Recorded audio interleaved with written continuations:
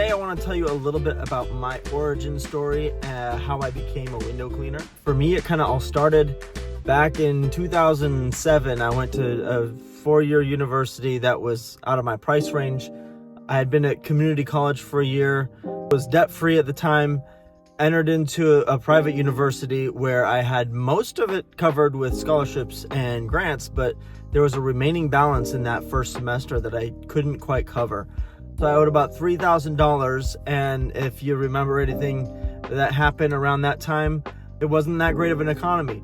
So I didn't realize it at the time how dramatic it was even in my life, but basically my parents' home foreclosed and they couldn't co-sign for a loan. They tried but got denied. Although I had a majority of it covered with scholarships and grants, I still had a remaining balance of about $3,000, and I could not get approved for the life of me for a loan. So out of the total of $15,000 for the semester, I had, I think, $8,000 in grants, another $4,000 or $5,000 in scholarships, but I just couldn't quite get it. So their house foreclosed. I was out of luck when it came to getting a loan, and I couldn't find work anywhere either. So at least nothing consistent. I would apply for, you name it, McDonald's, Burger King, Walmart, Jamba Juice. I would go anywhere I could. No one was hiring in the trades hardly either. So many of the construction workers had already been laid off. My dad had been a general contractor, and he went to work as an engineer at another manufacturing plant. So the work that I was exposed to had pretty much dried up. So I was able to pick up here and there, just part-time gigs, more or less. So helping a moving company or somebody building a deck. It was never anything that was very consistent. So I was a little bit scrappy, went back to school, was thinking I would be an engineer, got a job as an intern for an engineering firm. There was a newer developing one, great opportunity, but I found myself hitting my head against the textbook every day, just hating the work that I was doing in the office. It was only 4-hour shifts and I could hardly last. So I was still determined to try to finish that engineering degree off, but found myself working on a roof. A friend of the family's was putting a new roof in somewhere. So while I was helping him with that, he suggested that I help him with Christmas lights that season. So I did, and learned about how much money people would pay to put some temporary Christmas lights for a couple months. I kind of blown away with that and saw how he was getting customers. He would use the bandit signs, set them up on a popular street corner, and just field the calls. So I started copying him, and he helped me service my first Christmas light customers. Started growing that in 2011. So 2011, end of the year, I had my first customers, and a couple customers asked me if I would clean their windows. And I had never thought of this as a serious service until about a month prior. We were chatting with another Christmas light installer who was complaining that a window cleaner in his area was trying to poach all of his customers, saying, hey, we'll charge you half the price for Christmas lights if you go with us. And so he said, if I could find a college student or somebody who was young and scrappy, I'd take it, and I'd start marketing to all of his window cleaning customers, offering half of whatever he's charging. So I didn't do that, but when he said the words window cleaning, it was kind of like one of those moments where you kind of find your destiny, so to speak. I could hear those words echo. It was just almost like it sunk into my spirit at that moment and vibrated all throughout my being. So I kind of caught the fever right there, got home, looked it up, found there was a random, I don't know if it was a website, just some landing page trying to sell a book, but it said how to make 6 figures a year cleaning windows. So I was a little skeptical. I didn't think it was real, but I saw that there might be potential there. So this kind of staged me while I was decorating houses with Christmas lights. A couple of the customers in the same week asked me if I would clean their windows. I let them know I would be happy to. I was rather inexperienced. Now, I had done a little bit of window cleaning when I was a boy growing up. My dad would have construction projects, and he'd have my brother and I go with the scrubber and a squeegee right behind him to clean up before he left. But it was never anything that was really being critiqued or judged, or where I was actually being paid specifically to make somebody's window sparkle. So I looked up some stuff, went to Home Depot, grabbed just the kind of junk that they sell there in a 5-gallon bucket with some microfiber rags, told them I'd give them a good deal, and they were happy with it. So I showed up, cleaned the windows, used those microfiber rags to detail everything, which turned out to be a mistake. There was, around the whole frame, there was a line of where I used those microfiber rags, and I just kind of dragged dirt and dust around the whole thing. So they were a little upset about that, but I learned it and figured it out later on. Anyways, that was my launch into window cleaning. So the following spring, I started trying to get more customers, found a deal with, it's called Living Social at the time, similar to things like Groupon, or, I mean, there's several services where they put the coupon online and you sell a bunch of the coupons, and then people will call you directly to cash in on the coupon. So I didn't know anything about window cleaning, hardly. All I had figured out was what I taught myself with those 2 jobs previously. So I didn't know how to price things. I didn't know what my time was worth. Luckily, I charged enough to make around 35 bucks an hour, which I was in heaven with that. But now with these coupon things, I just kind of just threw some numbers on paper and said I could do 10 exterior windows for $69. So if you know how those deals were structured, you'd get maybe half at best of the total coupon sold. So I do 10 exterior windows. My share would be about 30 bucks. And I got a little bit lucky. I learned about upsells without even trying. I'd get there and they'd have 20 windows, and they'd say, oh, how much would it cost to do the rest of them? So I'd say, oh, it's another $75 or another $100. Or how much to do the inside too? So I was able to scrap together enough cash from that to keep growing. I had a bunch of friends at the time in the area who were similar situations to me, young, scrappy, college-age kids. And so I was able to kind of get a little jump start there. Really around the year 2012, I was really pushing to grow. But then 2013 came around and I met a girl. We got engaged, we got married. And by the end of 2013, I moved to New York City and thought I would throw everything away as far as window cleaning goes. I tried to hand off my business to friends or family members, but nobody really was interested. So I kind of just had to let it die, hoping for bigger and better opportunities in the Big Apple, New York City. So I get to New York City and I'm thinking there's high rise, and anytime that I did see houses, they seemed so close together. I didn't even know if you could fit a ladder between them, let alone climb up it. So I put that to rest for the time being. Got sales jobs. I'm not a great salesman, terrible salesman, to be honest. Too nice. Don't like to feel like I'm selling somebody, which honestly helps for consultative sales, but that's another subject for another day. So I got jobs doing sales stuff just so that I could get better and kind of hone in my salesmanship, and got a lot of good feedback with those jobs. But then summer came around and my wife had gotten pregnant. She had a close encounter, almost miscarried. As a matter of fact, when we were in the emergency room, the doctor there wanted to do a DNC where they go in and sweep everything out. And he was convinced that the baby had already passed through and just needed to get any remaining tissue.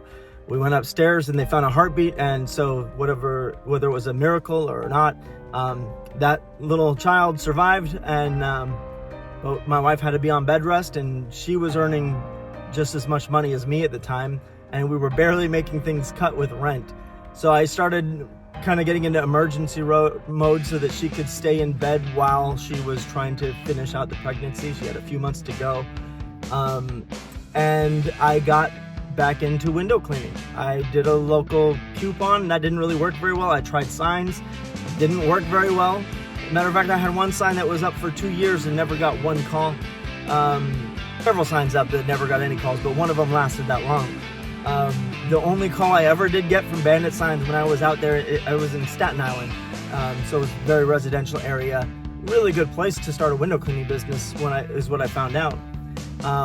But none of the marketing tactics that I used in San Diego were working here in New York until finally I was doing it part-time while doing sales. And so I was trying to balance things out and eventually kind of just gave up on it. Honestly, it wasn't enough to be full-time, and I got a job offer doing building maintenance in Manhattan for a nonprofit organization. And so that position was just enough to pay all my expenses and give me medical insurance for the baby we were about to have. So I put it on the back burner. I kept the website alive just in case for side work on the weekends. So it kind of just was a side hustle. So after having that job for about 2 years, we found out that our daughter, who was not yet born, was going to have some type of birth defect or special needs. At the 20-week sonogram, we just knew that she had club feet and they saw a bubble in her brain and they weren't sure. Other than that, they offered to do an abortion. We obviously said no. We're strong believers, follow Jesus, and we believe that we should not kill even if it's an unborn baby. So we opted to keep her alive and continue to nurture her.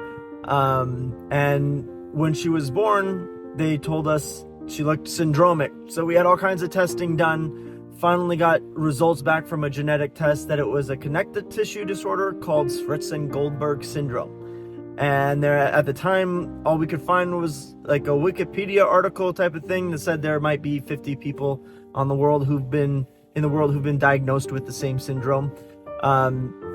Turns out it's a little bit more than that now, but it's just that this whole gene sequencing testing has only recently become a little more accessible to people. But it's still very, very rare. But it affects her whole body. Everywhere there's connective tissue, it gets affected. So when this was happening, I was very open and clear with the job that I was at, and was needing to take more and more sick days. I was using that whole year. I used every single sick day, every single holiday, every single paid time off, anything that I had possible. I was using to either work, doing the side gig of window cleaning that I had, or to go to doctor's appointments.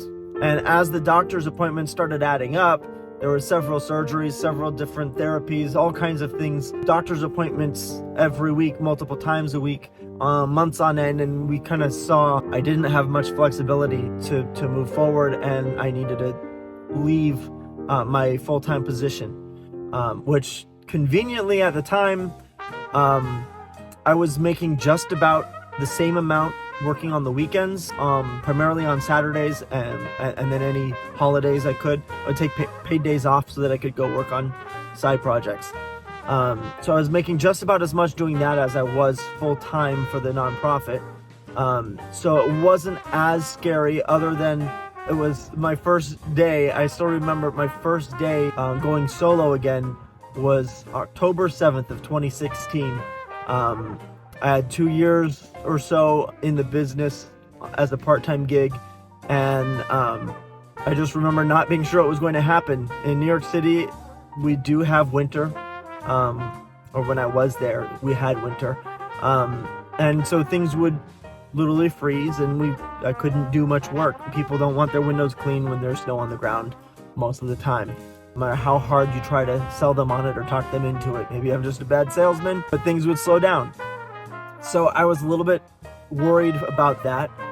We moved into my in-laws. They had a 2-family home, and we moved into the top apartment that they had, and kind of helped to convert that back into the apartment that it was designed to be initially.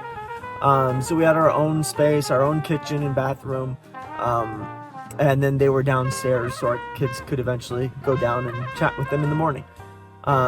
So they were generous enough to let us stay there for a lower price than the market rate for rent, especially with the situation we were in.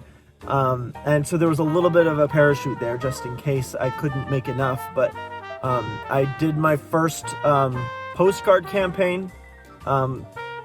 Remember, nothing else I was trying was working. So this was the first time I had done actual postcards being mailed through EDDM. I had done one postcard in the past that was a complete flop in California. But that's because I had no idea what should be on the postcard. It just said it said my name and window washing with a number on there. And I didn't get one call from that flyer. So this time I did something a little bit more thought out, went ahead and just kind of stepped out in faith and put it out there, planted my seeds, and I started getting really good traction. I think to this day, it's still the best response I've ever gotten for a first-time mailer in my life. So there was something really great about that time, that thrill of, hey, looks like things might work out. So I went full time and haven't looked back since that point. I was able to make enough to make it maybe just squeaked by, but got through that winter and into the spring. I didn't have to go looking for another job. We were able to make the payments and pay our bills, and we had just gotten out of debt and we were trying to avoid getting in debt again. So things started lining up. I hired somebody about a year later, part-time, who would work with me. Got to really pour into his life and mentor him, and we still stay in touch to this day. And so I kept on it until 2020. Now, at this point, my daughter came into the story again because her pediatrician let us know at the end of 2019, this is before COVID even happened, but he let us know we would not be able to stay with that practice anymore, or any other practice in New York City or New York as a state. They had passed legislation that required every patient to be fully vaccinated with no medical exemptions. And it's not that we're like completely anti-vaxxers or anything, but we were worried that her body would not respond properly to some of the vaccinations out there. So we had given her a couple of vaccinations, but there was several that we were trying to stay away from altogether. And he said, unless we not just give her a dose of vaccinations, but get her fully vaccinated, I think we had a few months to do it. And it was, if we didn't do that within a timely manner, then they would not be able to carry her as a patient anymore. And if they tried, then their insurance would drop them as clients. So their hands were tied, and he was one of the holdouts. So he said it wasn't likely we'd find anybody else in the state. Lo and behold, right after that conversation, New Jersey passed a similar law. We were in Staten Island, right on the edge of New York, right over the bridge from New Jersey. So the natural move would have been, we could just hop on over to New Jersey, keep running the business, and commute into Staten Island for work, and get insurance in New Jersey. But they passed legislation that did very much the same thing. So we weren't sure what to do at that point. I had hired a couple of brothers who got laid off because of COVID, other reasons as well. They're God, they love the Lord with all their heart. They eventually took over, but the timing was impeccable. So let's see if I could break down this part of the story for you. So everything froze in New York City when the rumors started coming out of COVID and how bad it was. So it was early on in March. Literally everything shut down into April. I had one of the largest projects up to that point of my little window cleaning career lined up. It was some type of like a Russian oligarch. They had a mansion in one of the more exclusive areas of Staten Island, and their house was like a museum. It was around I think it was close to 30,000 square feet. And when I say it looked like a museum, I mean like they had marble pillars and they had marble carvings over the mantle of every door inside of the house. They had a sauna. They had a cold room where it would get freezing temperatures to cool off. It was exquisite. They warned me when I started cleaning the windows there eventually that there was around $3 million worth of furniture in boxes, and so don't let any ladders fall on the boxes. So I get that job. Initially I have it planned out well, where I'm going to have a couple of days to take care of it, and if I need to go a third or fourth day, it was going to be fine. Talked to the builder and they were on board with it, but they had to cancel it. The owner of the construction company, his family got COVID, and they were shutting down work for their whole company, and that was delaying the project. So I had canceled that. Now fast forward in a couple of months, I believe it was early June, things are kind of getting going. We realized window cleaning is a service that's still allowed, considered to be an essential business. And so people start calling kind of a nationwide thing where everybody was staying home and they started caring about their the house that they were living in, wanted to make sure their views were clear, that their back patios looked nice. Everybody started putting money into everything that was going on in their yards and their homes. So business picked up real fast. I was busy, and now the builder calls me up and saying, hey, we need this done next week. It has to be done Monday or Tuesday. And I only have Monday available. I get a call right after he tells me that. These two brothers looking for work who've been laid off because of COVID. And the other one had been laid off previously because he didn't work on Sundays. Because he's a preacher and needed to be in his church on Sundays so that he could preach, which was his real, what he would consider his real vocation, his eternal vocation. So they call me up and I say, hey, meanwhile, I don't know if these guys are legitimate, if they're legal, if they're, because they had a strong Spanish accent. But I gave them the benefit of the doubt. My back was kind of pinned against the wall. I only have one guy working for me at the time. The other had become a EMT. So it was two of us with a mansion, one day to do it. It was going to be at least 2 days with the two of us. And that was pushing it. So after I get the call, I say, hey, could you meet me up at this location? I have a big job and only 1 day to do it. And so he says, yes, they meet me there. I'm thinking, I hope they don't show up with Windex bottles and rags, right?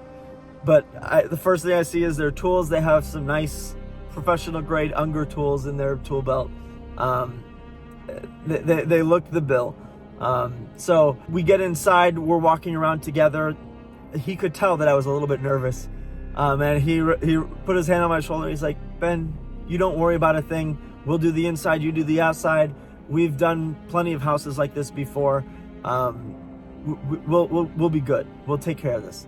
So I feel better. I start feeling good about everything, and they outworked me like nothing. Like these guys, they finished before me, and they were doing the inside where there was honestly more post-construction debris than the outside. And we're using water-fed poles for most of the house because it was clean enough on the upper windows. So we're cleaning things up, and one thing leads to the other.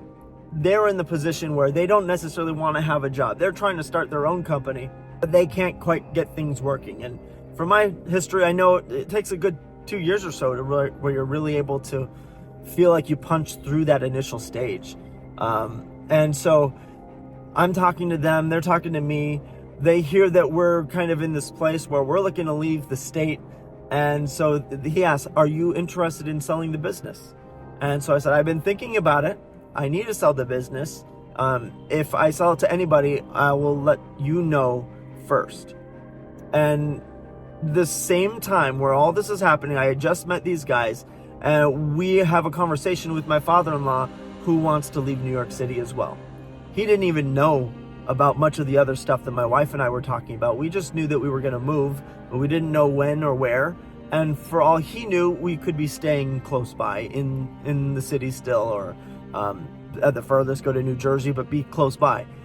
But we're knowing we need to leave this whole area, even beyond New Jersey. So, but he comes up to us. It was just kind of a dark time in New York City, honestly. I got two brother-in-laws who were NYPD officers, and so they're in the middle of all these like almost battles with rioters, where they're getting batteries thrown at them. One brother-in-law was driving a NYPD bus or a van. He leaves it to go inside one of the precincts, and somebody throws a napalm, a little homemade napalm bomb into the window, and so that's on fire. So they're not in the safest of situations, and they're a little bit worried because of the kind of things that have been happening, that if they were to do their job as an NYPD officer, that they would risk losing their job over it. And maybe even worse, if things got to the point where it was looking that they could even go to jail for trying to protect themselves on the job. So my father-in-law was worried about them. We had our medical issues, and we kind of had a big family meeting weekend before those two brothers first worked for me. So let's see if I can get the timeline down. Tuesday, we get a call from the guy needing the house cleaned. Thursday, I'm able to connect with these brothers who are willing to do the work with me the next Monday. The next day, Friday, I have a conversation. My father-in-law comes up to me saying, hey, it's time to leave New York City. Are you in? And then Monday comes, we do the work. That Sunday, we had a group meeting with all of our family and kind of decided we would probably move somewhere in Texas because that's the only place that made sense for everybody with all the different things we needed. An airport that would be an international airport. We have that in DFW. A hospital that would be able to take care of our daughter. And so we have several of them out here in Dallas. Dallas Children's is the one that we do a lot of the bigger surgeries with. It needed to be in an area where they were hiring police officers with lateral transfers. We had that here. Good potential for somebody who wanted to be a firefighter. We had that as well. So everything was just kind of lining up. And we picked Dallas, north of Dallas, and things got in motion real quickly. And by that, we moved into our house in Dallas September 1st of that same year. So everything happened really quickly in less than 3 months from New York City, the inception of the idea to actually moving here. And so when I moved here, I was able to sell them the business for, it was around $25,000 down cash. And then we worked out a payment for them to make installments for a few months later. Now I felt like the business was worth a lot more than it maybe was. And I knew I was right around the corner from a real breakthrough where I was starting to hire people. I had so much of the stuff automated for online booking, so that if somebody would call, I wouldn't even have to answer. They just straight go online and book their appointments. And I had a really strong reputation in the area and things were going really well. So it was hard for me to walk away from that. But meeting these two guys, it was just one of those things where it was a divine appointment. And I just knew the time was right. I need to go now. So I worked out that deal so they were able to get a very fair price as far as I'm concerned. And, you know, in a way, I feel like they got a good price and I got just enough to move.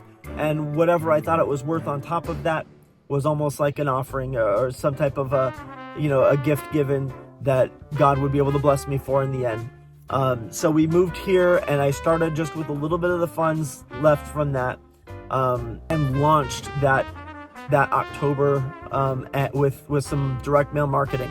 And so now, if you track with me, I've been here since 2020, so end of 2020, and it's been almost 4 years to where I've gotten it to where it's a sustainable full-time operation, and I'm getting ready to make my first hire. So I'm in the middle of acquiring another business, their customer list, and so if you chart with me, I'm hoping to scale this thing and bring you along for the journey. So I'll talk from everything about when you go from having the side hustle to where you go full time. How do you launch? How do you get things going? How do you build any traction? Because everybody will tell you the best type of advertising you can get is word of mouth. But if you've never done it before, you're going to get very little word of mouth to get started. And even if you had a decent amount, you need a lot more to be able to grow something. So follow along with me, and we'll be on this great adventure of scaling a business, going from 0 to 1, 1 to 2, and then growing on beyond that. Let's see how far we can take this thing.